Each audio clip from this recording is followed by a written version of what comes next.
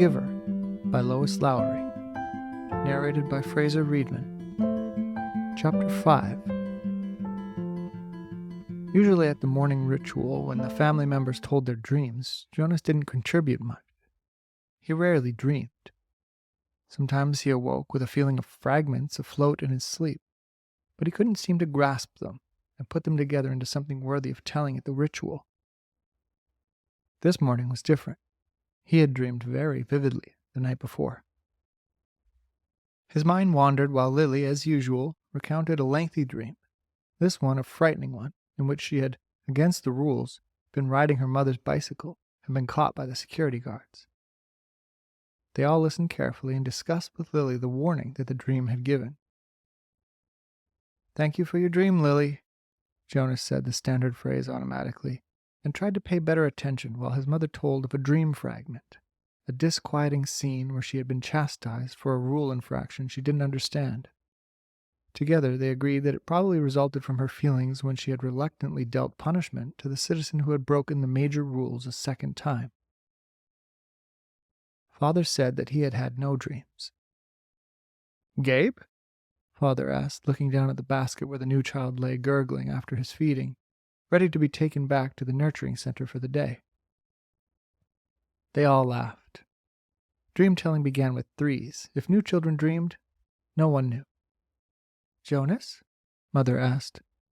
They always asked, though they knew how rarely Jonas had a dream to tell. "I did dream last night," Jonas told them. He shifted in his chair, frowning. "Good," Father said. "Tell us." "The details aren't clear, really," Jonas explained, trying to recreate the odd dream in his mind. "I think I was in the bathing room at the House of the Old." "That's where you were yesterday," Father pointed out. Jonas nodded. "But it wasn't really the same. There was a tub in the dream, but only one. And the real bathing room has rows and rows of them. But the room in the dream was warm and damp, and I had taken off my tunic, but hadn't put on the smock, so my chest was bare. I was perspiring because it was so warm, and Fiona was there, the way she was yesterday." "Asher, too?" Mother asked. Jonas shook his head. "No, it was only me and Fiona, alone in the room, standing beside the tub. She was laughing, but I wasn't. I was almost a little angry at her in the dream because she wasn't taking me seriously." "Seriously about what?" Lily asked. Jonas looked at his plate. For some reason that he didn't understand, he felt slightly embarrassed. "I think I was trying to convince her that she should get into the tub of water." He paused.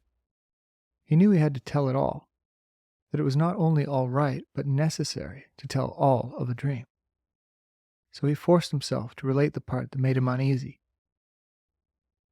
"I wanted her to take off her clothes and get into the tub," he explained quickly. "I wanted to bathe her. I had the sponge in my hand, but she wouldn't. She kept laughing and saying no."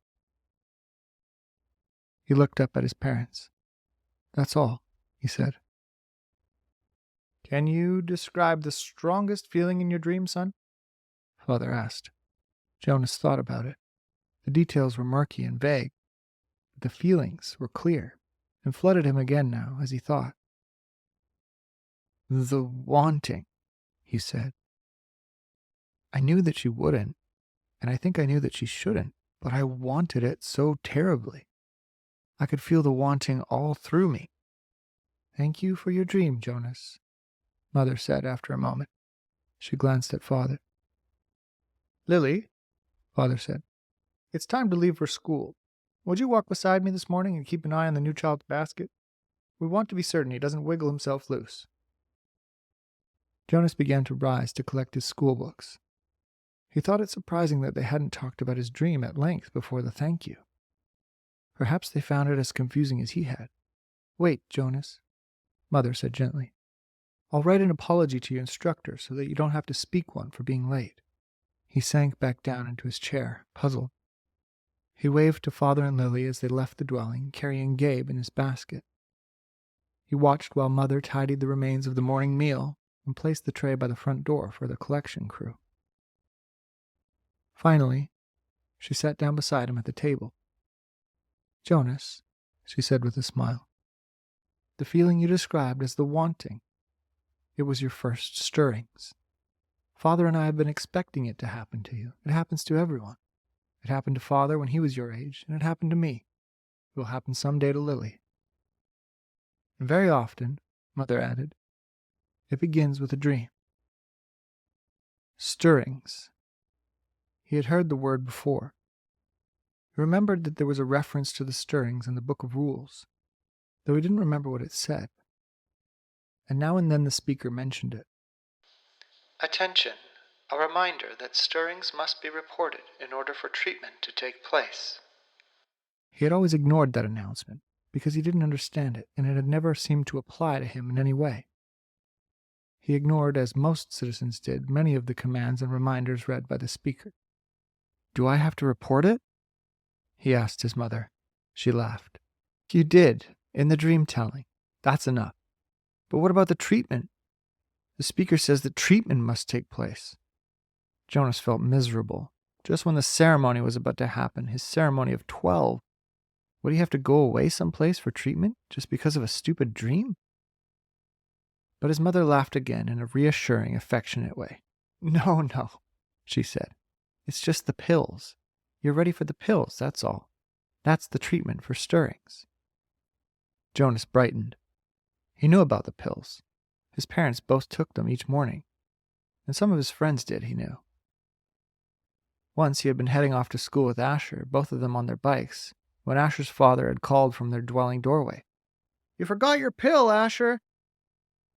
Asher had grown good-naturedly, turned his bike, and ridden back while Jonas waited. It was the sort of thing one didn't ask a friend about, because it might have fallen into that uncomfortable category of being different. Asher took a pill each morning. Jonas did not. Always better, less rude, to talk about things that were the same.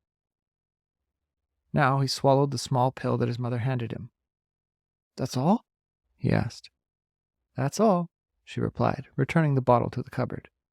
"But you mustn't forget. I'll remind you for the first weeks, but then you must do it on your own. If you forget, the stirrings will come back. The dreams of stirrings will come back. Sometimes the dosage must be adjusted."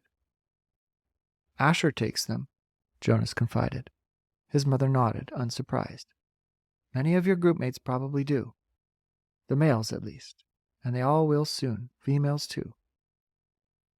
"How long will I have to take them?"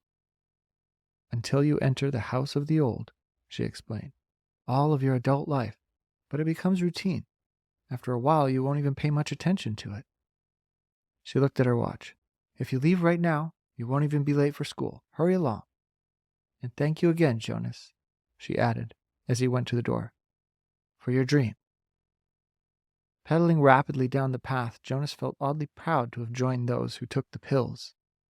For a moment, though, he remembered the dream again. The dream had felt pleasurable, though the feelings were confused. He thought that he had liked the feelings that his mother had called stirrings. He remembered that upon waking, he had wanted to feel the stirrings again. Then, in the same way that his own dwelling slipped away behind him as he rounded a corner on his bicycle, the dream slipped away from his thoughts. Very briefly, a little guiltily, he tried to grasp it back, but the feelings had disappeared. The stirrings were gone.